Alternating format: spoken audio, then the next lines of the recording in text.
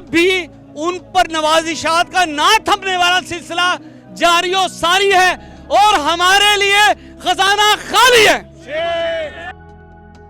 इस वक्त आप देख रहे हैं यहाँ सेक्रेटरीट के पास मुख्तलिफ डिपार्टमेंट के लोग आए हुए और यहाँ पे भी एक ऐसा मुनफरिद क्या कहते हैं एहतजाज करने वाला शहरी आया हुआ जिसने अपने गले में मुख्तलिफ सब्जियाँ कहते लगाई हुई हैं और यहाँ पे सरापे एहतजाज है। आए उससे बात करते हैं और उससे पूछते हैं कि ये सारा मामला क्या है। अस्सलाम वालेकुम। जी वालेकुम अस्सलाम। सर ये आपने गले में सब्जियाँ भिंडी तोरी ये नींबू लहसुन लगाए हुए हैं, क्या माजरा है?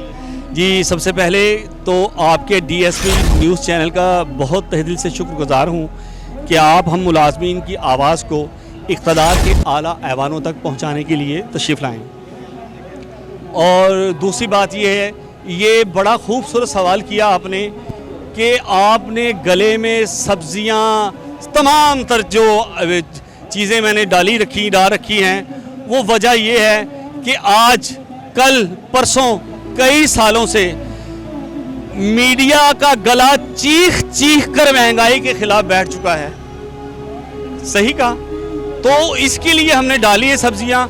अब जहां तक बात यह है कि सब्जियां क्यों डाली हैं, देखिए इस वक्त जितने भी अफसरान हैं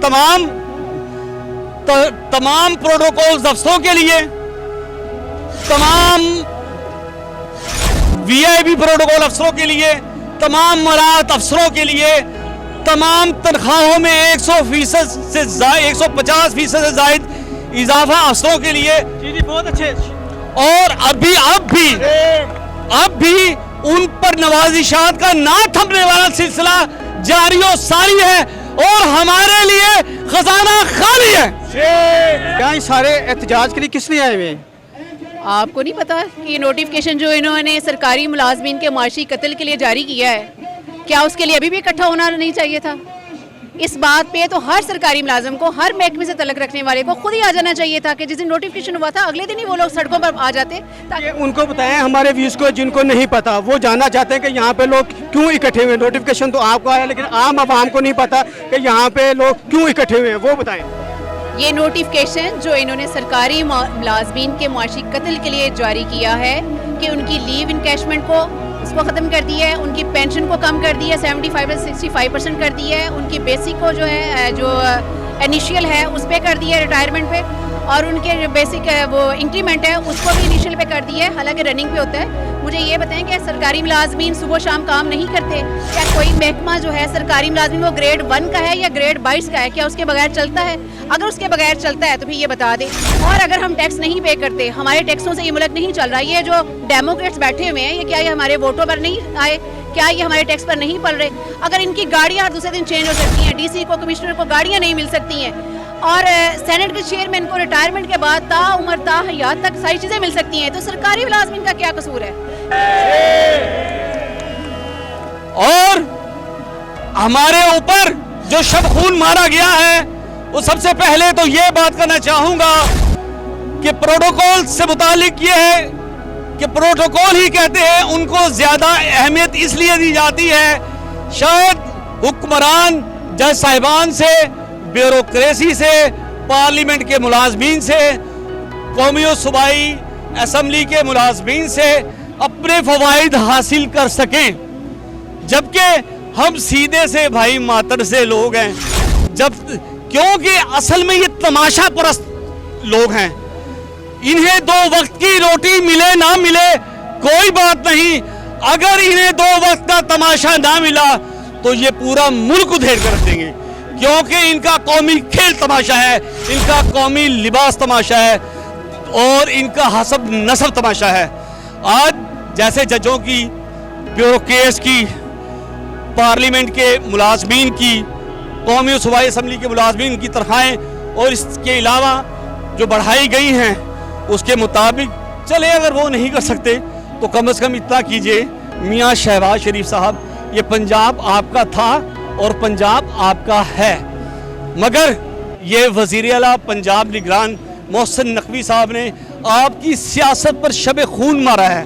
आपकी 30-40 सालों की मेहनत पर पानी फेरने की कोशिश की है, वो इसलिए कि हमारा विफाक और दीगर सूबों के मुताबिक बजट में तनख्वाहों में रनिंग बेसिक पे पर तनख्वाह नहीं बढ़ाई गई। हमारा मुतालबा ये है कि अभी भी होश के नाखून लें और हमारी तनख्वाह मौजूदा बेसिक पे के मुताबिक 35% बढ़ाई जाए और जितने पेंशन हजरात हैं उनकी पेंशन में फ्री फॉर जो जिनकी बच्चियों की शादियां नहीं हुई और जो बीमार हैं दवा के उनके पास पैसे नहीं, धक्के खाते फिरते हैं, मिन्नत समाजित करते हैं, उनकी पेंशन में 17.5% इजाफा किया जाए। और साथ ही साथ हमारे साथ जो किया गई तरामीम के नाम पर जुल्म होने वाला जिसमें LPR लीव इनकैशमेंट और पेंशन में जो तरामीम की गई हैं उस नोटिफिकेशन को फौरी वापस लिया जाए और सालाना हमारी तरक्की जो इन्होंने इंक्रीमेंट रोकने की कोशिश की है वो भी फौरी वापस लिया जाए। और साथ साथ जितने भी माजूर मुलाजमीन हैं उनको जो 6,000 रुपये महीना मिलता है कन्वेंस अलाउंस उसको डबल किया जाए। और इसके अलावा देखिए जनाब हमें जनाब क्या उनका ये जुर्म हो गया है कि वो पाकिस्तान में है और पाकिस्तान के सरकारी महकमों में वो नौकरियां कर रहे हैं, सुबह से शाम तक अपने बच्चों के लिए जो है रिज़्क़ हलाल कमाते हैं। जो करप्ट ऑफिसर है उसको तो कोई फर्क नहीं पड़ेगा, फर्क तो उसको पड़ेगा जो ना लेता है ना किसी को देता है कुछ, फर्क तो उसको ये तय 1965 से लेकर जब तक पाकिस्तान आज़ाद हुआ तब से लेकर अब तक जो क्या जिसकी भी हुकूमत आई है वो IMF से कर्जे लेता है। वो कर्जे लेता है, वो कर्जे कहाँ इस्तेमाल होते हैं? आवाम पे इस्तेमाल क्यों नहीं होते? आपको भी नज़र आ रहा है कि वो कर्जे दौरों पे इस्तेमाल होते हैं, वो कर्जे हमारे खाने के मैसों में इस्तेमाल होते हैं, वो कर्जे हमारी नई गाड़ियों पे इस्तेमाल होते हैं, वो कर्जे हमारे बच्चों की सैर व तफरीह पे इस्तेमाल होते हैं। क्या आप पे वो कर्जा इस्तेमाल होता है? आप तो टैक्स एक माचिस की डिबिया से लेकर अपने जूते अपने कपड़े तक देते हैं, आप टमाटर पे देते हैं, आप प्याज पे देते हैं, आप आलू पे देते हैं, आप रोटी पे देते हैं। वो रोटी, हमारा मुल्क एक जरी मुल्क है, सोने की चिड़िया है। क्या ये मुल्क हमने ला इला के नाम पे इसलिए लिया था कि यहाँ पे सारे चोर लुटेरे आए और हमें लूटते जाएं और हमें खाते जाएं और फिर सच बोलने का हमें हक भी हासिल ना हो? जो सच बोलता है उसे पाबंदी सलासल कर दिया जाता है। जो वजीर आता है उसको क्या कहते हैं, हाउस रेंट भी दिया जाता है, मकान भी दिया जाता है, उसे पेट्रोल भी दिया जाता है, सिक्योरिटी भी दी जाती है और बहुत से मराद दिए जाते हैं। तो जो सरकारी मुलाजिम जो आम मुलाजिम है उसको ये मराद से दूर क्यों रखा जा रहा है? उसका कसूर ही यही है कि वो पाकिस्तान में पैदा हुआ और पाकिस्तान के सरकारी महकमों में उसने मुलाजमत शुरू की और अपने बच्चों की रोजी रोटी के लिए वो सुबह से लेकर शाम तक इनकी चापलूसियाँ करता है। उसका कसूर ही यही है। और हमारा सबसे बड़ा तो अलमिया ये है कि हम उन्हीं लोगों को बार बार ला रहे हैं जो हमें लूट रहे हैं, जो हमें खा रहे हैं, जो हमारे इस मुल्क का बेच रहे हैं। कौन सा इदारा रह गया जहाँ पे निजकारी इन्होंने नहीं की? कौन सा इदारा है जो इन्होंने बेचा नहीं है? कौन सा इदारा है जहाँ पर सरकारी मुलाजम जो है ग्रेड 1 से लेकर, चले मैं ग्रेड 16 तक की बात करती हूँ, ऊपर वालों को चलो कुछ मरात होंगी। मुझे ये बताएं, आज इस महंगाई के दौर में रोटी जब 20 रुपए की हो गई है, क्या आपकी 30-35 हज़ार की तनख्वाह में अगर आपके 2 बच्चे हैं आप स्कूल पढ़ा सकते हैं? आप 20 रुपए की रोटी 4 बंदों की अपने घर में जो है सुबह दोपहर शाम कर सकते हैं? आप लिए तो रोजी रोटी तंग हो गई है। अब यहाँ पर वो कहते हैं ना, जहाँ पर रोजी रोटी के लिए बंदे को बिकना पड़े, झुकना पड़े, वहाँ पर इज्जतें सस्ती हो जाती हैं और गैरतें मर जाती हैं। इस वक्त गैरतें मर गई हैं और इज्जतें बिक गई हैं हमारी। अभी तक आप लोगों से किसी वफाक के वजीर ने या कि हुकूमत की तरफ से कोई बंदा आया, आपकी किसी ने बात सुनी? अभी तक ना कोई बंदा। अगर उनको इतनी होती कि ये सरकारी मुलाजम भी पाकिस्तानी हैं, पाकिस्तानी बशिंदे हैं, तो क्या वो ऐसा दर्दनाक नोटिफिकेशन करते? अगर उनमें कोई एहसास होता या वो एहसास रखने वाला दिल रखते तो क्या वैसा करते? सेनेट चेयरमैन के लिए अगर आइन पास हो सकता है, अपने लिए लाज चेंज हो सकते हैं, आइन बदले जा सकते हैं, तो ये कौन सा IMF का प्रेशर है कि वो सिर्फ सरकारी मुलाजमिन पे आता है? अगर आपके मुतालबात नहीं मानते, कोई क्या कहते हैं वजीर यहाँ पे नहीं आता, फिर क्या आपका लाएमल होगा? देखिए, अभी ये आपको एक समंदर नजर आ रहा है। अभी कुछ लोगों को पता है, अभी कुछ लोगों को पता ही नहीं है कि उनके साथ हाथ क्या हो गया है।